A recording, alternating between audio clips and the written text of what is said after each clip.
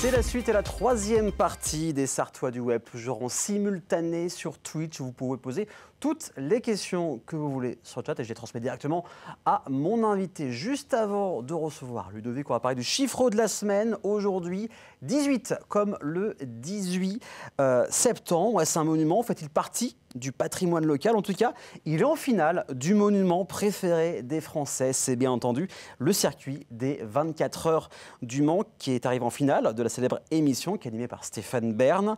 Ce sera la semaine prochaine où on va savoir, découvrir si le circuit bénéficiera de l'amour du public pour le sport automobile pour remporter cette édition 2024. Réponse le 18 septembre à 21h10 sur France Télé. Le département de la Sarthe l'annoncera bien évidemment sur la page Facebook du département. Maintenant, on croise les doigts avant de retrouver sur le circuit des 24 heures du Mans pour les 24 heures camions qui aura lieu le week-end du 28 septembre. Maintenant, je serai mon prochain invité, c'est Ludovic, et on le reçoit maintenant.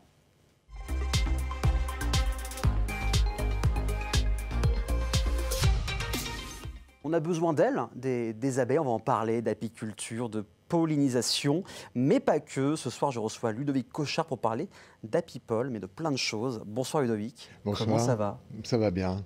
Donc, apiculteur depuis maintenant, on peut dire le nombre d'années, hein. X années, depuis longtemps. Depuis le siècle dernier même, je crois. Ouais, c'est ça, depuis le XXe siècle. On va revenir un peu aux bases avant de parler des différents services, d'apipole, de ce que tu fais exactement. Cette appétence pour l'apiculture, elle vient d'où? Comment? Tu avais de la famille, des parents qui étaient dans le secteur ou pas du tout? Oui, mon père avait quelques ruches et puis, bon, à titre amateur, de loisirs. Et puis, bah, moi, je suis allé avec lui, j'ai découvert et puis bah, voilà, l'envie m'a pris de développer un petit peu tout ça. Et puis, bah, j'ai eu de la chance parce que j'ai bien développé le. Oui, bah, c'est une affaire qui dure. Il y a des études spécialement dans tout ce qui est apiculture où c'est compliqué, où c'est vraiment une branche à connaître? Alors, il y a quelques formations de type professionnel, donc des BPREA, donc voilà, des diplômes de niveau bac qui peuvent former en partie à l'apiculture, mais c'est un métier où on apprend énormément sur le tas et il faut toujours se remettre en question parce que ça évolue beaucoup. D'accord. Voilà. Dans quel domaine ça évolue? C'est techniquement, c'est les outils? C'est beaucoup techniquement que ça évolue. On a à faire face à différents enjeux. Alors, on peut parler des prédateurs comme le frelon asiatique, des parasites comme le varroa.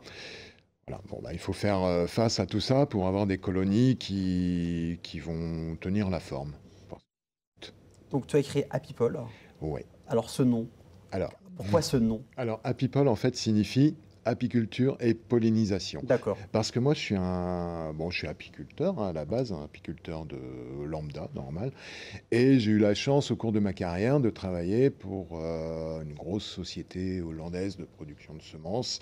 Et j'ai découvert donc ce domaine particulier de l'apiculture, qui est la pollinisation des cultures.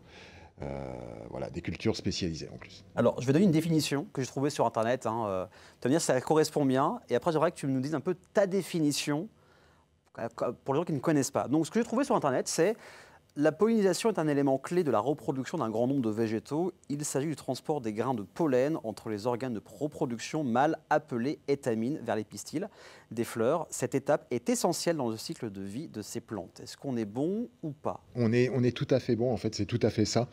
Voilà, le pollen doit migrer d'un endroit à un autre, donc il nous faut un vecteur. Alors parfois c'est le vent, parfois ça se fait aussi dans la fleur qui est fermée. Mais pour la plupart des plantes à fleurs, on a besoin d'un vecteur qui va être l'insecte, en termes généraux.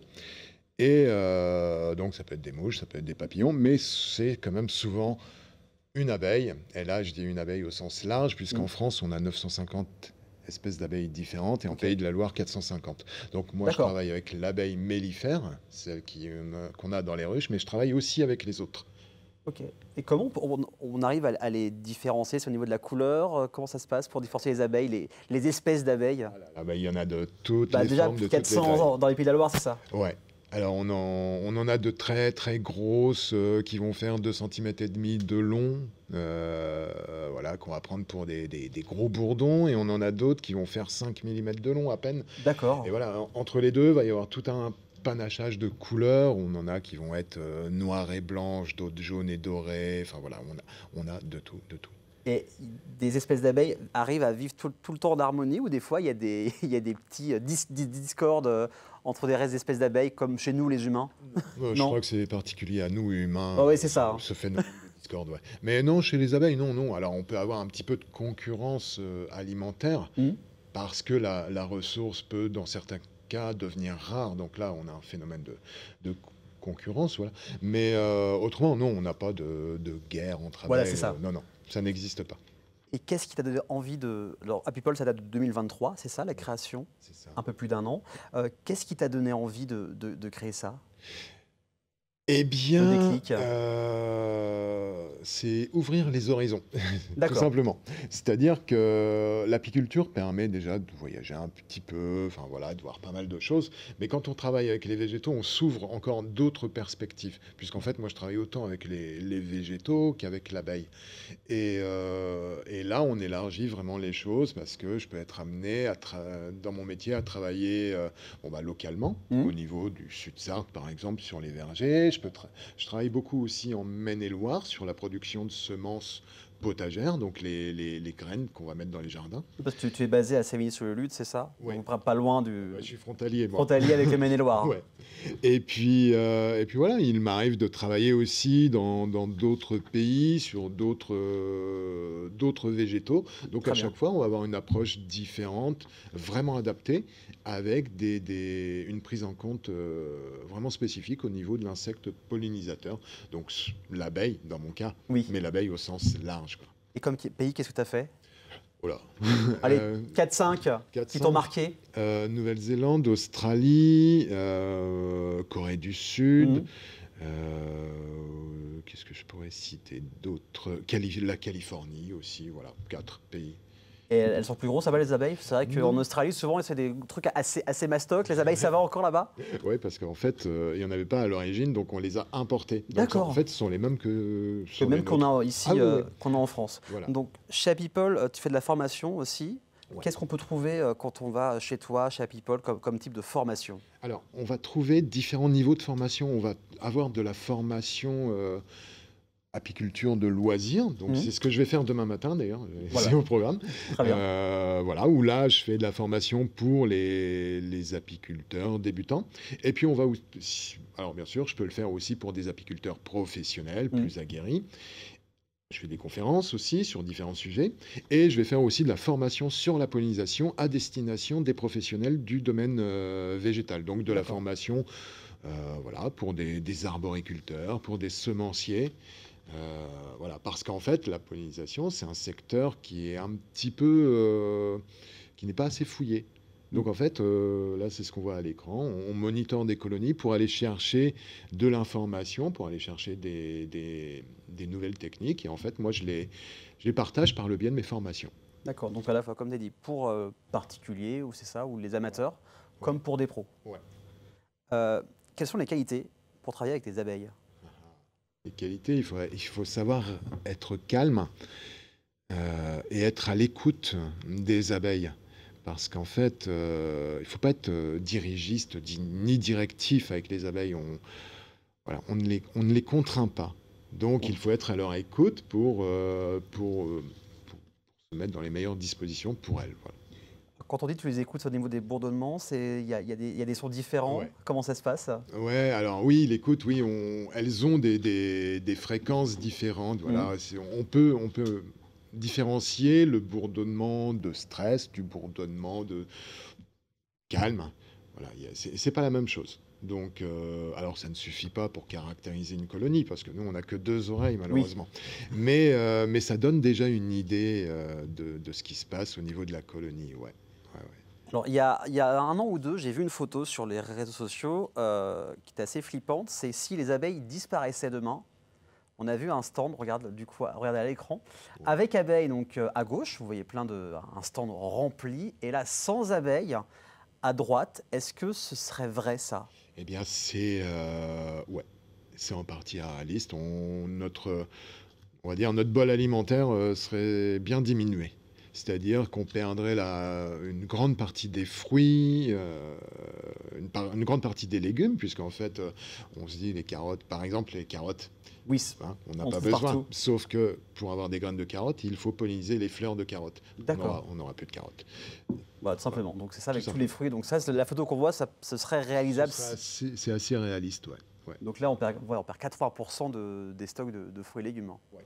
Ok, c'est Ouais. quand même flippant parce qu'on sait qu'à cause des prédateurs, aussi à tous les produits chimiques, c'est aussi ça qui est dû à la perte des abeilles ou c'est autre chose?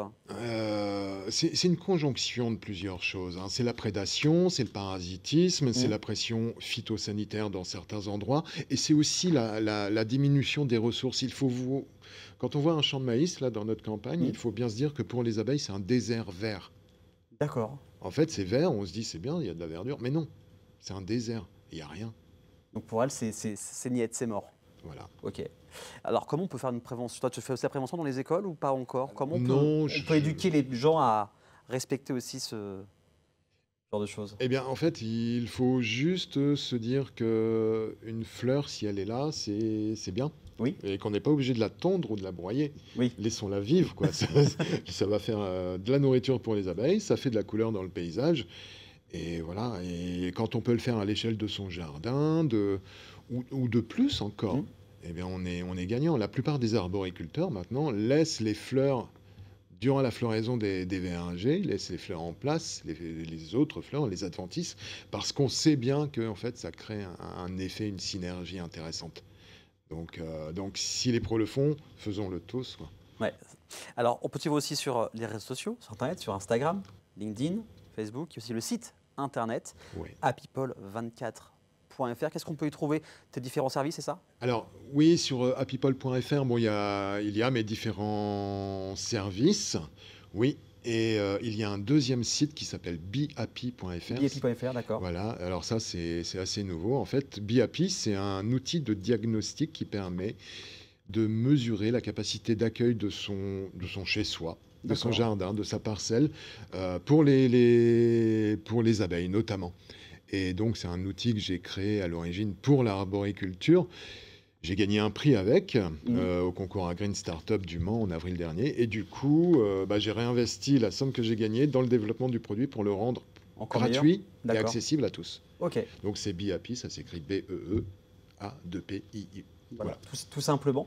Donc ça marche comment? Donc ils vont sur le site et ils font appel à toi, c'est ça? Non. Alors en directement fait, c'est une démarche en 3 temps. Behappy, hein, c'est pour les professionnels. La première étape, elle est gratuite. On va sur le site Behappy et on fait son propre diagnostic. D'accord. Tout simplement. Et après, si on veut aller plus loin, là, il faut m'appeler. Oui. Là, on fait un inventaire des insectes pollinisateurs. Et moi, ensuite, je fais des propositions techniques pour qu'ils se développent. Voilà, tout simplement. C'est une démarche très technique, hein, en fait. C'est à l'origine pour l'arboriculture, mais en fait, on peut le faire pour différents domaines de l'agriculture. Mais on peut aussi le faire chez soi, dans son jardin. Et Ok. voilà. Et c'est un petit peu ludique, on peut le faire avec les enfants. C'est très, très facile d'accès, quoi. Donc voilà, n'hésitez pas à le contacter. Vous aurez toutes les informations aussi sur le replay de la chaîne YouTube d'LMTV Sarthe. Merci beaucoup d'être venu en tout cas. Merci. Ça fut très intéressant, on en sait un peu plus maintenant sur ce que tu fais et c'est plus général. Merci beaucoup. Dans un instant, dernière partie de l'émission, on va parler de Justine qui sera sur le plateau alias Les Mireilles. Pourquoi ce nom? Faut rester juste après la pub. À tout de suite.